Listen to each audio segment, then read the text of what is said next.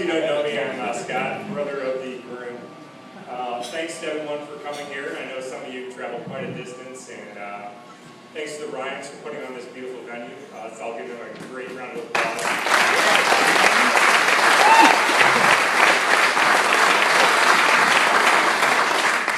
Additionally, I'd like to thank my parents, because without you, I would not be here.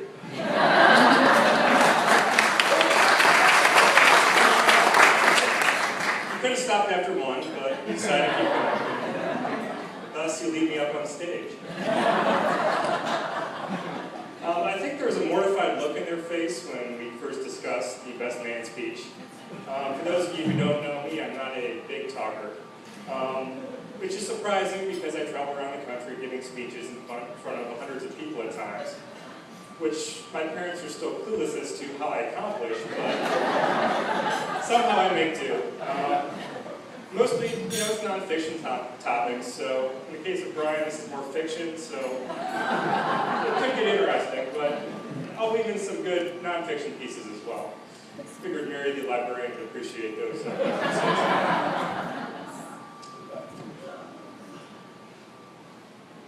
Generally speaking, I travel around, give these presentations, use a PowerPoint, so I'm a little bit, I guess, out of my element about some slides to click through.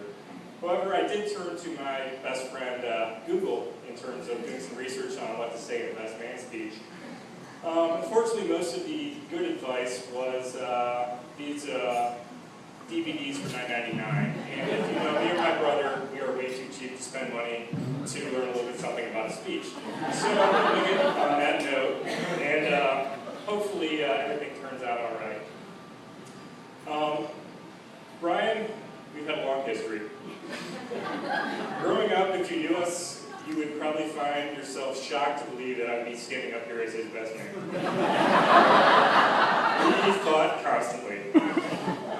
For those of you who remember us in our early days, you probably had a moment or two where you wish we weren't at your house.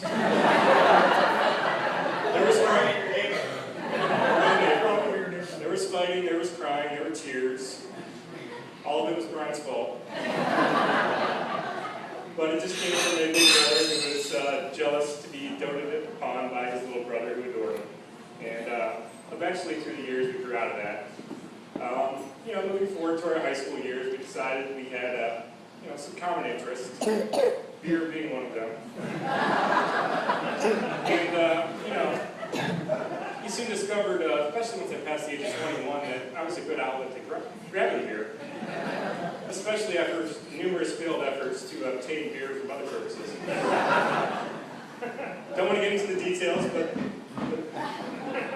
there were some garages involved. There were some ill-sought licenses involved. We won't go there. But we also found out we had other common interests, and as we grew older, we decided, past differences aside, we really truly are best friends. Unfortunately, college carried us a little bit apart. He was in BG, I was in OU.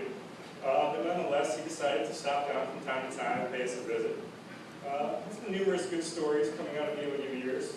I remember him doing a WWF move off the top counter of my apartment, tackling one of my best friends, all for pouring water in his shoe. And as we know, Brian is a little bit more outspoken, a little bit more emotional and dramatic with the words. But he has the best heart of the leaders, and that's why I'm really proud that he's up here today and found the love of his life. I've sat through numerous wedding speeches, some great, some bad, some horrific.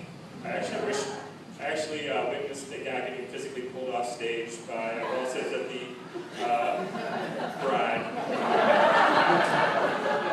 So I've learned a couple things about wedding speeches, and most of them actually came from the best man who had the worst speech. One, don't talk about no-grooming addicts. That is just not a good topic to bring up at a wedding speech, so I will not talk about that tonight. It's easy because he doesn't have it.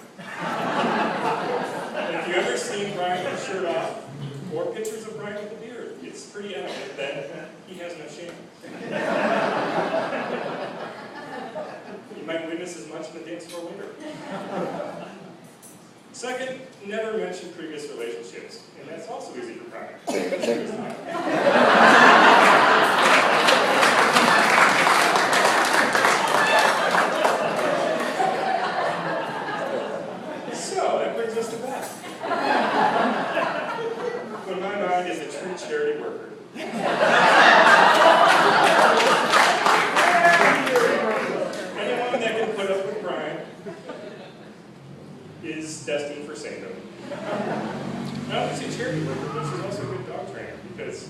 as witnessed by Jill's speech, she has it pretty well trained.